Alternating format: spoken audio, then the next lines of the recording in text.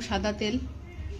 পনিরটাকে ভেজে নেব, কারণ পনির একটুখানি কাঁচা থাকলে স্বাদ অতটা ভালো ঠিক লাগে না, তাই পনিরটাকে ভেজে নিচ্ছি।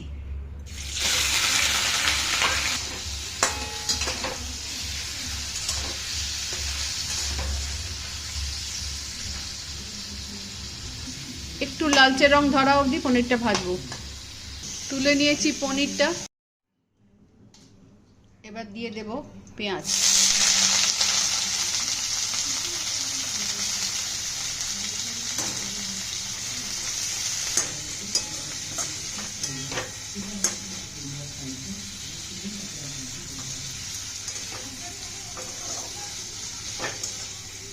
পেঁয়াজটাকে হালকা ব্রাউন ভেজে নিয়েছি।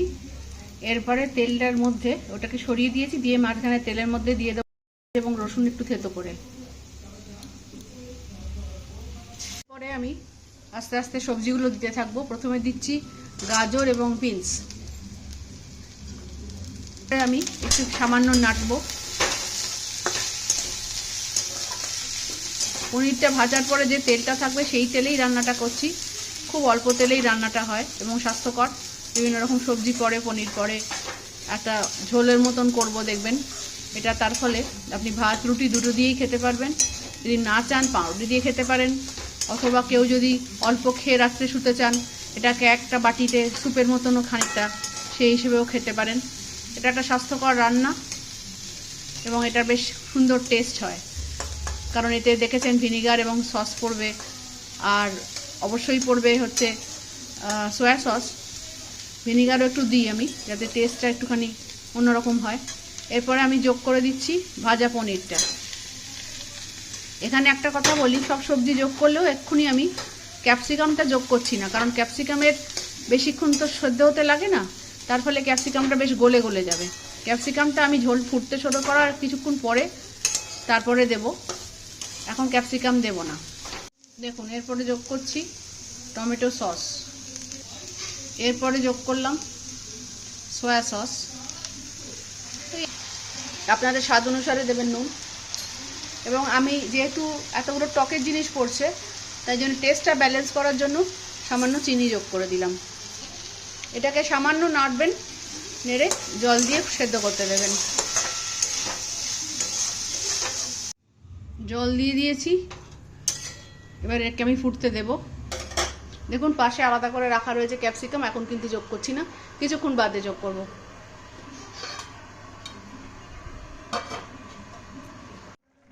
আমার রান্না অলমোস্ট হয়ে এসছে। আমি এখানে এর গ্রেভিটার টেক্সচারটা একটু ঘন করার জন্য এতে যোগ করব হচ্ছে অ্যারারুট। তবে অ্যারারুট যোগ করার আগে গ্যাসের ফ্লেম সম্পূর্ণ কমিয়ে দেবেন, যাতে এটা দলা না পাকিয়ে যায়।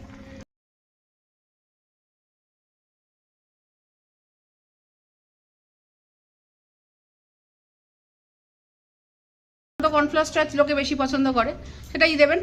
তবে দেওয়ার সময় অবশ্যই করে কিন্তু আঁচ যেন একদম কমানো থাকে।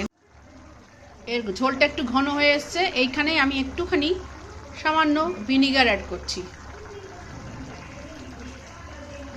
সামান্য, ওই 1 চামচের মতন, ছোট চামচের থেকে 1 চামচে একটু বেশি, সেই কিন্তু খুব বেশি দেবেন না, কারণ অলরেডি সস দেওয়া হয়েছে দুরকম, সয়া সস এবং টমেটো সস। রঙটা সুন্দর হয়েছে না? রঙটা বেশ ভালো হয়েছে। আপনারা সয়া সসের পরিমাণও বাড়াতে পারেন, তাতে রঙটা একটু কালচে আসবে, কিন্তু খেতে বেশ ভালোই হয়, কোনো অসুবিধে নেই খাওয়াতে। একটু হালকা হলেও সমস্যা নেই, তো রং গাঢ় হলে একটু খেতে মানে দেখতে একটুখানি বেশি টেস্টি মনে হয়, অনেকটা বেশ হোটেলের রান্নার মতন। সামান্য ফুটতে দিচ্ছি। আর একটা জিনিস যোগ করব ওপর থেকে ফাইনালি, এটা হচ্ছে রসুন এবং আদা খুব পাতলা মিহি করে কাটা। এটা ছড়িয়ে দিলে এর একটা অন্যরকম সুন্দর আস্বাদ হয়। আর এই রান্নাটা আমি বলতে ভুলে গেছি, সম্পূর্ণ হবে কিন্তু কাঁচা লঙ্কায়। আমি কাঁচা লঙ্কা আগে অ্যাড করেছিলাম, বলতে ভুলে গেছি। আর শীতকাল হলে অবশ্যই ধনেপাতা ছড়িয়ে দেবেন। আসলে সবজি যত দেবেন, সবজির একটা নিজস্ব স্বাদ আছে, সেই স্বাদ থেকে এটার ঝোলটা খুব সুন্দর টেস্টি হয়। এটা আমি যোগ করে দিলাম এই রসুন এবং আদার কুচিগুলো।